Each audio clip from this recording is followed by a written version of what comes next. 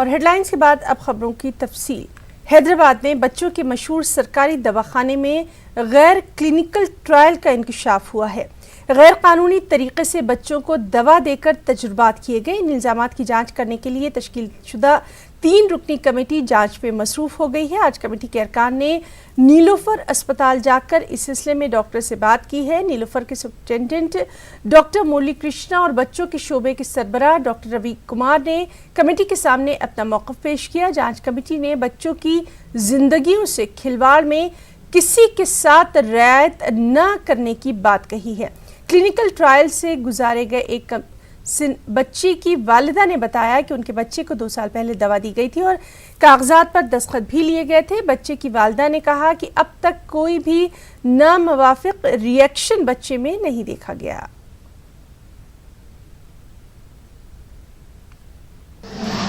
Doctors नाम नहीं बोलते ना। जब ऑडियो वीडियो कुछ ले लिया क्या? नहीं, जस्ट जेरॉक्स कॉपी के ऊपर सिग्नेचर करके मेरा जेरॉक्स मैं सिग्नेचर करी और सर भी सिग्नेचर करे। एक कॉपी मुझे दिए थे, एक कॉपी उनके पास रख ली। तो इंश्योरेंस के बारे में कुछ आपको बोले क्या? स्वाइन फ्लू के बारे में बोले थे।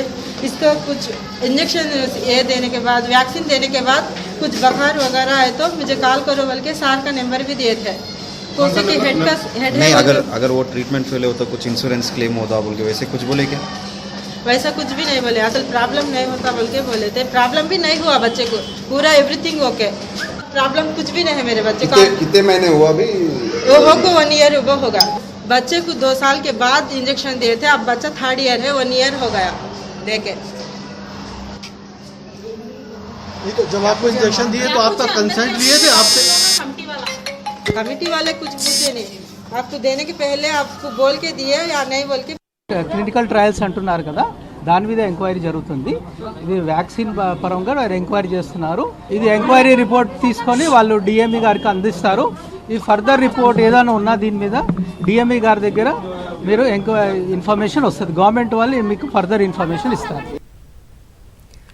MIM लीडर असदुद्दीन अवैसी ने मरकजी हुकूमत पर कश्मीर मामले पर झूठ बोलने का इल्ज़ाम लगाया है। अवैसी ने कहा कि कश्मीर में अनडिक्लेयर्ड इमरजेंसी नाफिज की गई है। अवैसी ने हुकूमत से कश्मीर में सब कुछ ठीक ठाक होने पर फ़ोन खोलने की अपील की है। अवैसी ने कहा कि RSS और इंडिया अलग हैं, एक नहीं हो सकते। उन्होंने बिहार में बारिश के मुतासरीन की मदद के लिए मरकजी हुकूमत को आगे आने की भी मांग की है। भी वो कह रहे हैं वो सच नहीं बयान कर रहे हैं। और पार्लियामेंट में उन्होंने खुद गलत कहा जब कहा था कि फारूक अब्दुल्ला फ्री हैं, हम क्या उनकी कनपट्टी पे बंदूक लगा कर लाएं। बाद में फारूक अब्दुल्ला को PSA में बुक कर दिया गया। और अगर वो सच कह रहे हैं तो फिर कश्मीर में अनडिक्लेयर्ड इमरजेंसी क्यों है? क्यों वहाँ के सेब बेचने वाले सेब बेचना नहीं चाहते? क्यों वहाँ के स्कूल नहीं खुल रहे हैं? क्यों वहाँ पर आप अगर दिमाग में हमारी पाबंदी है, वो कैसा कह रहे हैं, अगर वो सच बोल रहे हैं तो फिर सेल फोन को क्यों नहीं ओपन करते आप? कौन रोक रहा है आपको? तो अगर वो ये समझ रहे हैं कि इस तरह से गलत बोलकर लोग उसको सच समझेंगे तो लोग सच नहीं समझेंगे। जो हकीकत क्या है वो देश जानता है। RSS को क्रिटिसाइज सरदार पटेल ने किया था। RSS पर बैन लगाई थी सरदार पटेल ने। RSS पर बैन हटाया गया था, ये कहकर बैन हटाया गया था कि आप हिंदुस्तान के कॉन्स्टिट्यूशन को, तिरंगे को मानेंगे और पॉलिटिक्स में हिस्सा नहीं लेंगे। ये सरदार वल्लभ भाई पटेल ने किया था। और उन्होंने उनके रिकॉर्डेड डॉक्यूमेंटेशन है कि गांधी के कत्ल के बाद, असैसिनेशन के बाद, ये सरदार पटेल ने कहा था। और ये कहना कि RSS और इंडिया एक है, मैं इस बात को नहीं मानता। इसलिए कि हिंदुस्तान में, भारत में कॉन्स्टिट्यूशन है और वो कॉन्स्टिट्यूशन किसी एक मज़हब को नहीं मानता। वो कॉन्स्टिट्यूशन तमाम मज़हब को मानता है। वो कॉन्स्टिट्यूशन जो मज़हब को नहीं मानते उनको भी मानता है। वो कॉन्स्टिट्यूशन ये नहीं कहता कि एक मज़हब किसी और मज़हब से बड़ा है। कॉन्स्टिट्यूशन कहता है सब मज़हब बराबर है। ड्रेन्स को बनाने के लिए, नालास को वाइडन करने के लिए आपने कौन सा काम किया? आज पूरा पटना एक स्टेट का कैपिटल है, डूबा हुआ है। अस्पताल का IC यूनिट में पानी आ चुका है। शोरूम बर्बाद है। अब इस पर बीजेपी क्यों खामोश बैठी है? हम तो रिक्वेस्ट करेंगे कि immediately home minister Amit Shah वहां पर जाएं, पटना का वो मायना करें और अपनी मिनिस्ट्री से उनको जितना भी राहत का पैसा चाहिए पटना के लिए, बिहार के लिए, ईस्टर्न यूपी के लिए, फौरन जारी करें। तेलंगाना कैबिनेट का इजलास मंगल यानी 1 अक्टूबर को 4 बजे शाम मुनक्किद किया जाएगा। इस इजलास में रेवेन्यू बिल, सेक्रेटरीट की मौजूदा इमारत को मुनहदिम करने के मसले पर तबादला ख्याल किया जाएगा। वज़ीर आला KCR की ज़ेर सदारत प्रगति भवन में मुनक्किद होने वाले कैबिनेट के इस इजलास में दशहरे के सिलसिले में भी कई अहम फैसले लिए जाने की तवक्को की जा रही है। उधर RTC मुलाजमीन के मुतालबात पर भी इस इजलास में तबादला ख्याल किए जाने की तवक्को है। इन्होंने मुख्तलिफ मुतालबात पर 5 अक्टूबर से हड़ताल पर जाने का ऐलान किया है।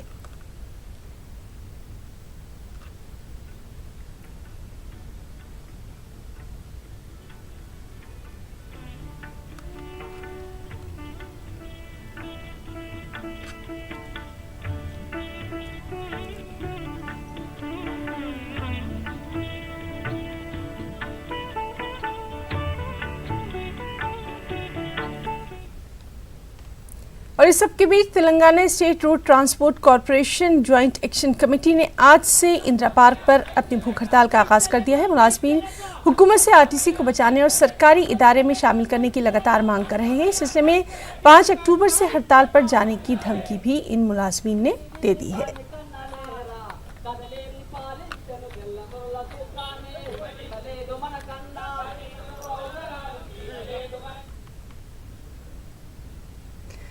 TRS के उम्मीदवार की हैसियत से S सिद्दी रेड्डी ने हुजूरनगर हल्का असेंबली के ज़िमनी इंतखाबात के लिए पर्चा नामजदगी दाखिल किया।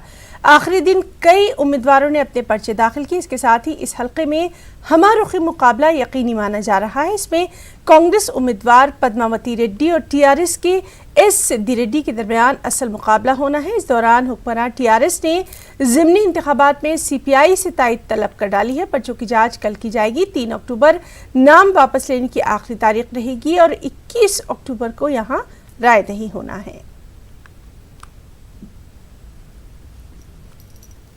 ప్రతి చోట ఇయాల పెద్ద చర్చ నడుస్తూ ఉంది. ఈరోజు TRS పార్టీ గెలిస్తే హుజూర్ నగర్కి అభివృద్ధికి దోహదం అవుతుంది. కాంగ్రెస్ పార్టీ గెలిస్తే ఉత్తమ్ కుమార్ రెడ్డి కుటుంబానికి ఉపయోగం అవుతుందని ఎక్కడ పెట్టినా ఇదే మాట్లాడుకుంటా ఉన్నారు. ఏ షాపులో కూర్చున్నా, ఏ రోడ్డు మీద కూర్చున్నా, పొలాల దగ్గర కూర్చున్నా ఇవాళ మాట్లాడే మాట ఇదే. త్వరలో జరిగే 21వ తారీఖు జరిగే ఎన్నికల్లో భారీ మెజారిటీ తోటి TRS పార్టీని గెలిపించడానికి అందరూ కూడా సిద్ధంగా ఉన్నారు.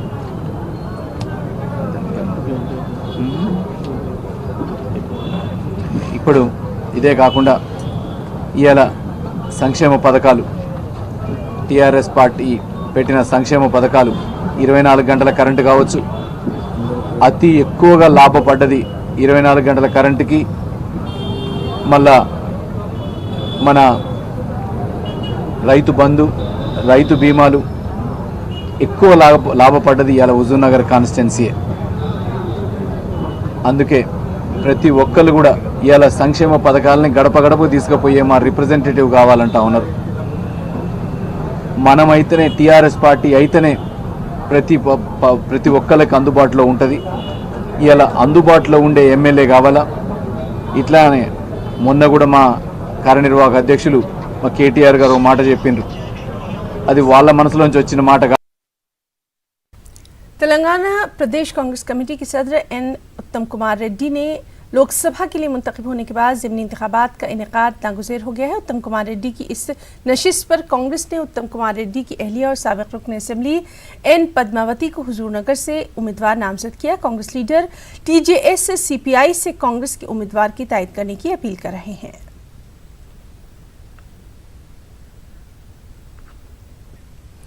और इस सब के बीच कांग्रेस लीडरों ने आज CPI के दफ्तर मखदूम भवन पहुंचकर CPI लीडरों से इस सिलसिले में खास मुलाकात की है।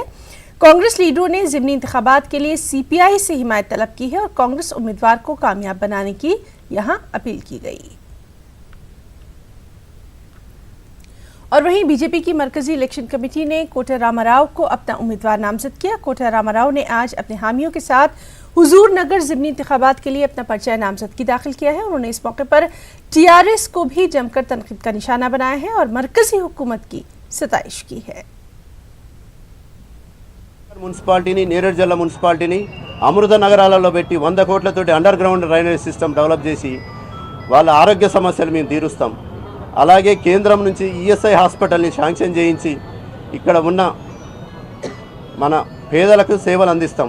అలాగే నేను ఒక డాక్టర్గా నేను గవర్నమెంట్లో సర్వీస్ చేసిన కాబట్టి నాకు ఇక్కడ ఉన్న హాస్పిటళ్ళ మీద అవగాహన ఉంది, పిఎస్సి సిస్టమ్స్ మీద అవగాహన ఉంది, ఏరియా హాస్పిటల్ మీద అవగాహన ఉంది. ఏరియా హాస్పిటల్లో all speciality and super speciality డాక్టర్లు రిక్రూట్ అయ్యేటట్టు చూస్తాం. ఖచ్చితంగా మేము దానికోసం పోరాడతామని తెలియజేస్తాం. కాబట్టి ఆమె హుజూర్ నగర్లో ఏం అభివృద్ధి చేయలేదని ప్రజలు గుర్తించారు. కాబట్టి మా కాంగ్రెస్ పార్టీతో ఏ పోటీ లేదు.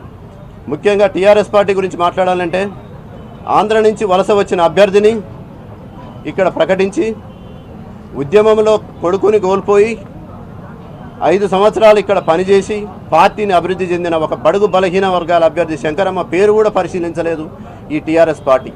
రాష్ట్రం అప్పులలోకి పోయింది. ఇంకా 4 రోజులైతే ప్రభుత్వ ఉద్యోగస్తులకు జీతాలు ఇవ్వలేని పరిస్థితి, సంక్షేమ పథకాలు అమలు చేయలేని పరిస్థితిలో ఈ రాష్ట్ర ప్రభుత్వం ఉన్నది. तेलुगुदेशम ने चावा किरणमाई को हुजूर नगर ज़िमनी इंतखाबात के लिए पार्टी का उम्मीदवार बनाया है। किरणमाई ने आज अपने हामियों के साथ पर्चा नामजदगी दाखिल किया। तेलंगाना तेलुगुदेशम के सदर एल रमना ने कहा कि तेलुगुदेशम पार्टी हमेशा ही तेलंगाना की तामीर और तरक्की के लिए काम करती रही है। चावा की किरणमाई एक सरगर्म कारकुन हैं जिन्होंने पार्टी की खिदमत की है। और हुजूर नगर असेंबली के ज़िमनी चुनाव के लिए सीपीएम के उम्मीदवार पालिमपल्ली शेखर ने भी पर्चा नामजदगी दाखिल किया है।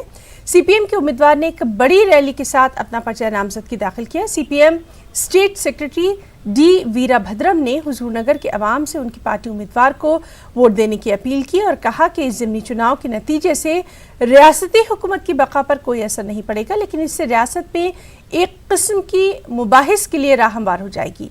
वीराभद्रम ने कहा कि मुकन्नना में कम्युनिस्ट की गैर मौजूदगी को रियासत में वाज़े तौर पर महसूस किया जा रहा है। उन्होंने कहा कि जब उनके पार्टी मेंबर्स ऐवान में मौजूद होते थे तो किसी भी मौजू पर बहस बामकसद हुआ करती थी। दीगर पार्टियों और आज़ाद उम्मीदवारों ने भी आज अपने अपने पर्चा नामजदगी यहाँ दाखिल किए। मरकजी मुमलिकती वज़ीर दाखिला जी किशन रेड्डी ने आज पेदापल्ली मंचियाल का दौरा किया। उन्होंने गोदावरी खनी रामगुंडम में मीडिया से बातचीत की। किशन रेड्डी ने इस मौके पर कहा कि हुकूमत ने गोदावरी खनी और रामगुंडम सनती इलाका है, लेकिन हुकूमत ने इस इलाके को पसमानदा करके रख दिया है। उन्होंने इस इलाके को तरक्की देने का अज़्म जाहिर किया। जीएचएमसी कमिश्नर लोकेश कुमार ने कहा है कि अजीम तर बल्दिया हैदराबाद की सड़कें जो कि बारिश से तबाह होकर रह गई हैं, उनकी मरम्मत का काम तेजी से जारी है और हुकूमत शहर में डेंगू, मलेरिया और वायरल जैसी बीमारियों पर काबू पाने की भी लगातार कोशिश कर रही है। మన కొంత చాలా వరకు ఇన్ఫ్రాస్ట్రక్చర్ పర్టికులర్లీ రోడ్స్ నెట్వర్క్ కొంత డ్యామేజ్ అయినాయి. సో నెక్స్ట్ 3 డేస్లో మనము మేజర్గా పార్ట్ హోల్స్ ఏముంటున్నాయో అవన్నీ మనము కంప్లీట్ చేసుకుంటున్నాము. తర్వాత మేజర్ స్ట్రెచెస్ ఏమున్నాయో కొంత అవి రీలే చేయాల్సింది ఏముంటాయో దాని గురించి ఆల్రెడీ ఎక్సర్సైజ్ చేస్తున్నారు. అది కూడా ఇమ్మీడియట్గా సూన్ ఆఫ్టర్ మనము ఆ వర్క్ కూడా టేకప్ చేస్తాము.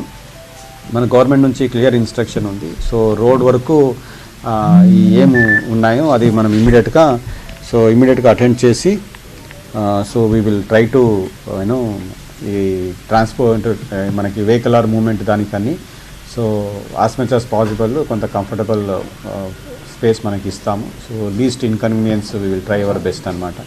నిన్న చూస్తే ఒక మనకి 4 కేసెస్ రిపోర్ట్ అయినాయి. సో మొన్న కూడా మనకి 60-65. जिला जयशंकर भोपालापल्ली में ज़बरदस्त बारिश के बाद नाले, कुंटे और तालाब लबरेज हो गए हैं। कुल 11 मंडलों में ज़बरदस्त बारिश रिकॉर्ड की गई है। काटरम में नाले सड़कों पर से बह रहे हैं। कुछ देही इलाकों में रिहायशी मकान भी ज़ेर-ए-आब आ गए हैं। देही इलाकों के खेतों में भारी मकदार में पानी जमा हो गया है। इलाके में संगरेनी कोलरीज कंपनी की ओपन कास्ट कोयले की कारों में पानी भर गया है और नतीजे में कोयले की पैदावार रुकी हुई है।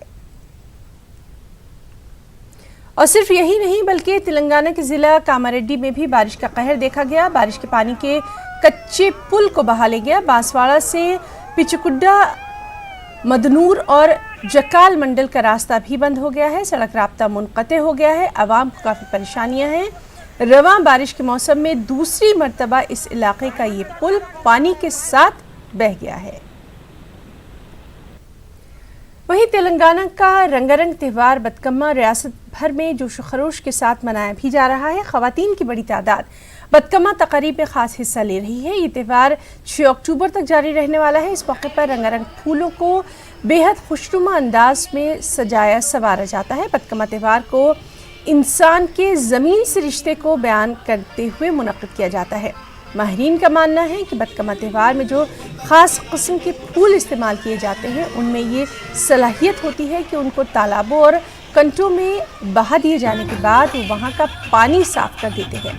हुकूमत तेलंगाना की जानिब से बतकम्मा त्यौहार के लिए 1 करोड़ ख़वातीन को साड़ियाँ बतौर तोहफ़ा पेश की जाने सरकारी एलामिया में कहा गया है कि रियासती हुकूमत की जानिब से जारी साल बतकम्मा त्यौहार के मौके पर साड़ियों की तकसीम के लिए 313 करोड़ रुपए खर्च किए जा रहे हैं।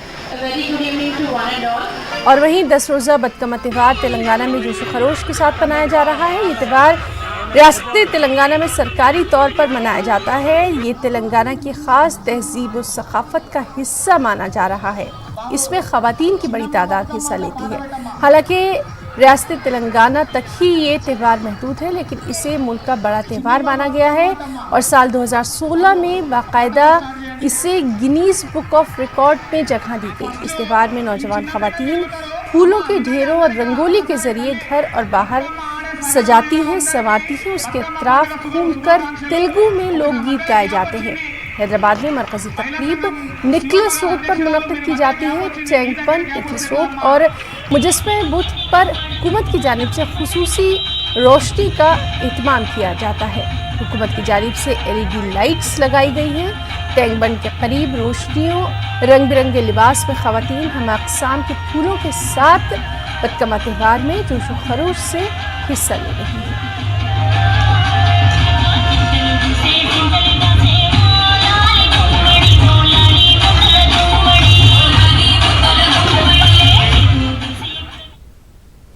हैदराबाद पुलिस की जानिब से साइबर क्राइम पर अवेयरनेस प्रोग्राम का इनेकाद किया गया। इस प्रोग्राम में तलबा को बाकायदा ट्रेनिंग दी गई। पुलिस कमिश्नर अंजनी कुमार ने अवाम को साइबर क्राइम से बचने पर जोर दिया। प्रेजेंट टेक्नोलॉजिकल वर्ल्ड లో ప్రతి ఫీల్డ్ లో టెక్నాలజికల్ ఇన్నోవేషన్ జరుగుతుంది. ఈ రేట్ ఆఫ్ చేంజ్ కూడా ఆల్మోస్ట్ ఎవ్రీ 6 months 1 year కి new things are coming up. ఇది ఏం అడ్వాంటేజెస్ ఉన్నాయి, ఇదిలో ఏం రిస్క్స్ ఉన్నాయి. All these things these students will be learning, and once they go back in their own college they will spread the same knowledge. Hyderabad के Nehru zoological park यानी हैदराबाद के zoo में एक नाखुशगवार वाक़या देखने में आया जब एक चिंपैंजी ने ज़ू के ही एक मुलाजिम पर हमला कर दिया। हैदराबाद चिड़ियाघर की इंतज़ामिया ने ज़ख्मी मुलाजिम को अस्पताल में भर्ती कराया, जहां उसकी हालत मुस्तहकम बताई गई है।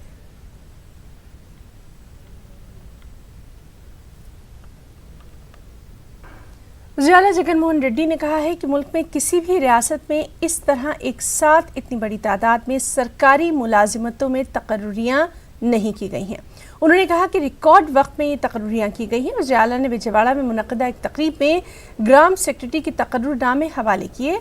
विलेज और वार्ड सेक्रेटरीट दिसंबर के पहले हफ्ते से रियासत भर में अपना काम शुरू कर देंगे। सेक्रेटरीट में 10 से 12 मुलाजमीन होंगे जो कि पंचायत और देही तरक्की, रेवेन्यू, सेहत और तिब, बिजली, अफजाइश, मवेशियाँ, ज़रात और समाजी बहबूद से मुताल्लिक़ होंगे और शहरी और देही इलाकों में खिदमत अंजाम देंगे। उन्होंने कहा कि रिश्वत से पाक हुक्मरानी और शफ़ाफियत के लिए सोशल ऑडिट भी करवाया जाएगा। దగ్గర 1,40,000 మందికి శాశ్వత ప్రభుత్వ ఉద్యోగాలు రావడం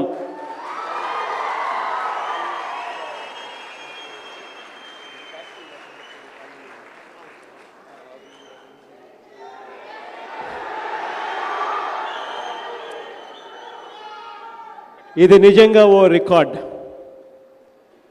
దేశ చరిత్రలోనే ఇది ఒక సువర్ణాక్షరాలతో నిలిచిపోయే ఒక చరిత్ర సృష్టించే రికార్డ్ అని చెప్పి గర్వంగా కూడా ఈ వేదిక మీద నుంచి చెప్తా ఉన్నా. ప్రతి 2000 జనాభాకు ఒక సచివాలయం పెట్టడం, ప్రతి 2000 జనాభాకు ఒక సచివాలయం పెట్టడం, తద్వారా 10 నుంచి 12 ఉద్యోగాలు ఇవ్వడము అంటే ఉజ్జాయింపుగా ప్రతి గ్రామానికి 10 నుంచి 12 కొత్త గవర్నమెంట్ ఉద్యోగాలు ఇవ్వగలిగాము అని చెప్పి సగర్వంగా ఈ వేదిక మీద నుంచి నేను చెప్తా ఉన్నా. आंध्र प्रदेश के साबिक स्पीकर कोडिला सेवर प्रसाद राव के मुजस्मे की तनसीब के मसले पर कशीदगी देखी जा रही है। जिला गुंटूर के यडलापाडू मंडल के लिंगार अप्पोपालम में सेवर प्रसाद के मुजस्मे की आज नकाब कुशाई होने वाली थी। इसके लिए तेलुगु कैडर ने इस इलाके में मुजस्मे की तनसीब के लिए बाकायदा इंतजाम भी मुकम्मल कर दिए थे। पार्टी के लीडरों ने सीमेंट की बुनियाद भी बनाई ताकि मुजस्मे को उस पर नस्ब किया जा सके। ताहम इस मसले पर लिंगारप्पू पालम में कल शब कशीदगी देखी गई क्योंकि ओहदेदारों ने सीमेंट की बुनियाद को मुनहदिम कर दिया और कहा कि मुजस्मे की तनसीब की इजाज़त नहीं दी गई है। इस सिलसिले में पंचायत ओहदेदारों ने पुलिस से इसकी शिकायत की और कहा कि मुजस्मे की तनसीब की इजाज़त के बगैर मुजस्मा लगाने की कोशिश की जा रही है।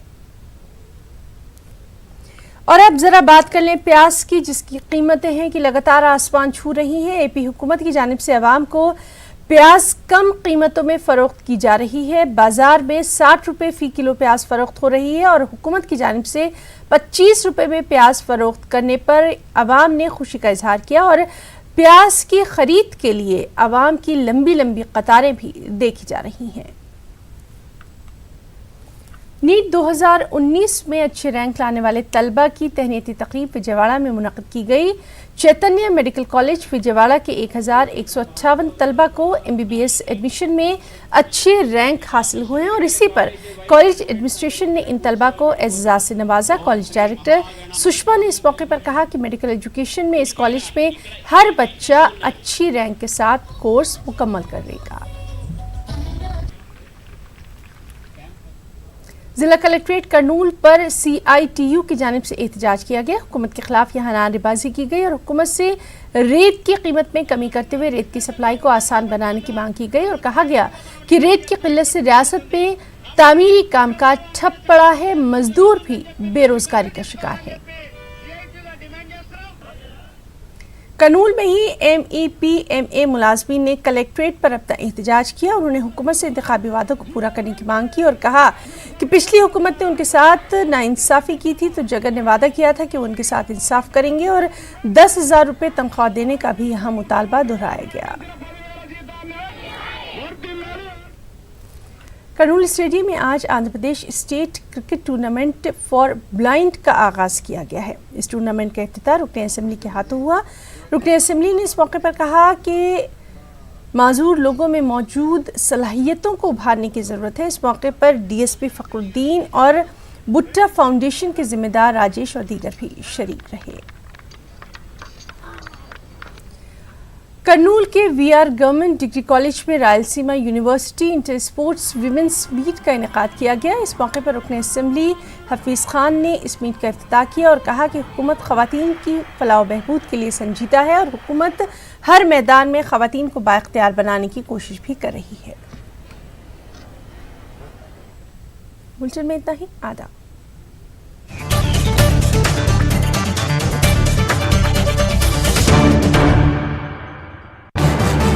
न्यूज हेडलाइंस के प्रायोजक सच्ची सहेली, महिलाओं के लिए सबसे भरोसेमंद औषधि एवं टॉनिक।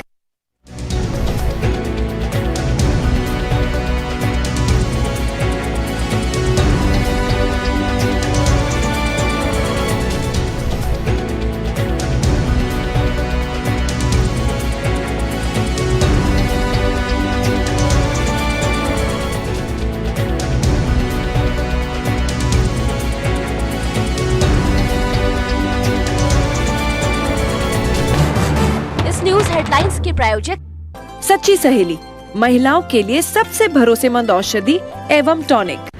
बिहार में बारिश का कहर, डूबा है गांव-गांव, शहर-शहर। अवाम मुश्किलात से घिरे, सड़कें गलियां बनी नहर। बारिश पर उठ रही है सियासत की लहर। सैलाब, सरकार की नाकामी या कुदरत का कहर।